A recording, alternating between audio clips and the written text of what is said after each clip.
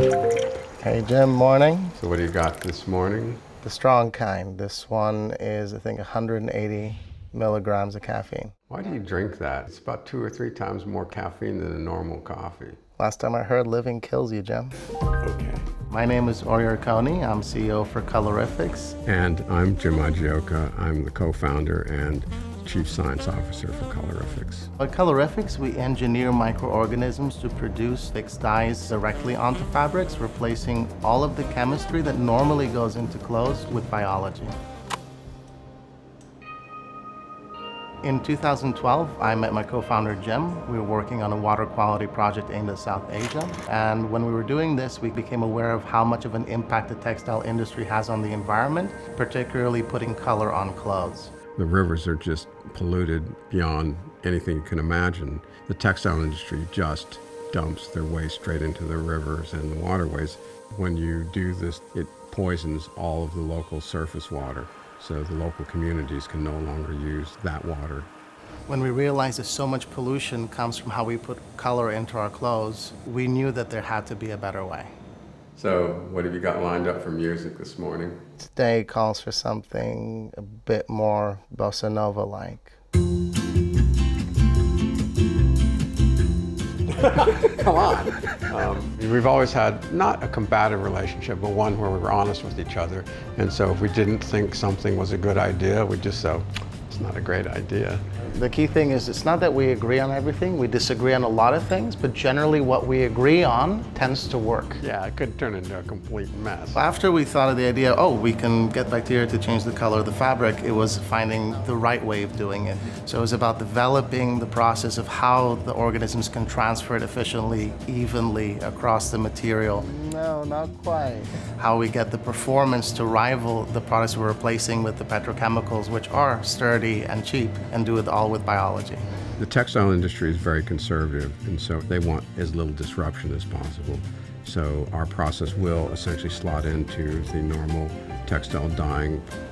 Everything starts with looking at how color is made. We find instances of a color that's made in nature, find the DNA code that encodes make this color, and we put it into our microorganism by assembling the DNA into a way that our organisms can then read the instruction. Once it's made, we test it to make sure that it dyes the fabric well, that the color stays on, that it's light fast, rub fast, that it performs the way you want it to. And once that passes those quality checks, it's then scaled up. So it starts with small fermenters into the big fermenters that we have in Cambridge, onto big reels of fabric to validate that the quality is the same once we've scaled it up. And from there onto the customer side where it's going to be used to dye fabric for people to wear. So you can do things in the lab at a small scale, but to make them convincing enough to go to an industrial scale is an entirely different process.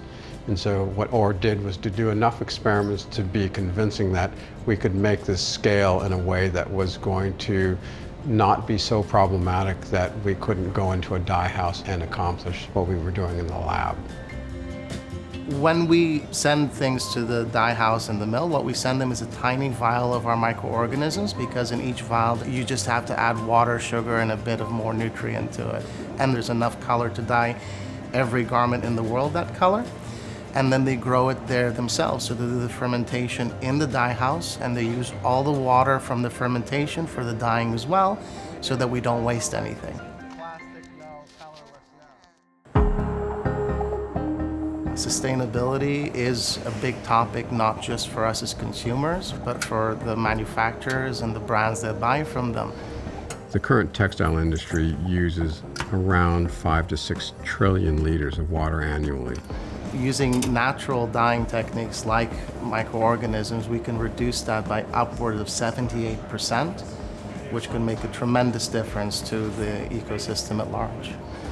What we've done at Colorifics is to make a cost-competitive process so that the dye houses won't have to pay excessive amounts of money to use our process compared to the chemical industry. We hope to put color into everything, garments and fabrics to start with, but ultimately color doesn't have to cost the environment as much as it currently does, and that's what we're here for.